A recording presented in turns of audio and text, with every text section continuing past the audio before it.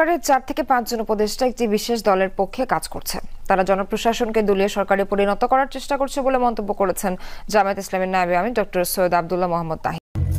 অন্তর্বর্তী সরকারের কয়েকজন উপদেষ্টা ষড়যন্ত্রে লিপ্ত এমন বিস্ফোরক অভিযোগ তুলেছেন বাংলাদেশ জামায়াতে ইসলামীর নায়েবে আমির সৈয়দ আব্দুল্লাহ মোহাম্মদ তাহের। তিনি দাবি করেছেন এই উপদেষ্টাদের নাম ও ষড়যন্ত্রমূলক কথোপকথনের কণ্ঠ রেকর্ড তার হাতে রয়েছে। 14 অক্টোবর মঙ্গলবার দুপুরে রাজধানীর মৎস্য ভবন মোড়ে আয়োজিত এক মানববন্ধনে তিনি এসব তথ্য প্রকাশ করেন। তাহের বলেন, অন্তর্বর্তী সরকারের কয়েকজন উপদেষ্টা প্রশাসনে দলীয় লোক বসিয়ে এক নীল নকশার নির্বাচন আয়োজনের ষড়যন্ত্র করছেন। আমরা জানি কারা এই চক্রান্তের সঙ্গে জড়িত।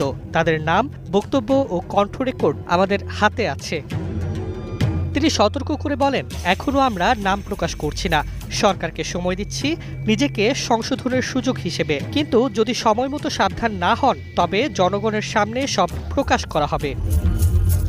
জামায়াতের 5 দফা দাবির অংশ হিসেবে আয়োজিত এই মানববন্ধনে তাহের অভিযোগ করেন, প্রশাসন ও পুলিশ বিভাগে এক বিশেষ দলের অনুসারীদের বসিয়ে নির্বাচনকে প্রভাবিত করার চেষ্টা চলছে। তিনি বলেন, সরকারের 4 থেকে 5 জন উপদেষ্টা এক দলের পক্ষে সব নিয়োগ নিয়ন্ত্রণ করছেন, যা নিরপেক্ষ সরকারের ভাবমূর্তিকে প্রশ্নবিদ্ধ করছে।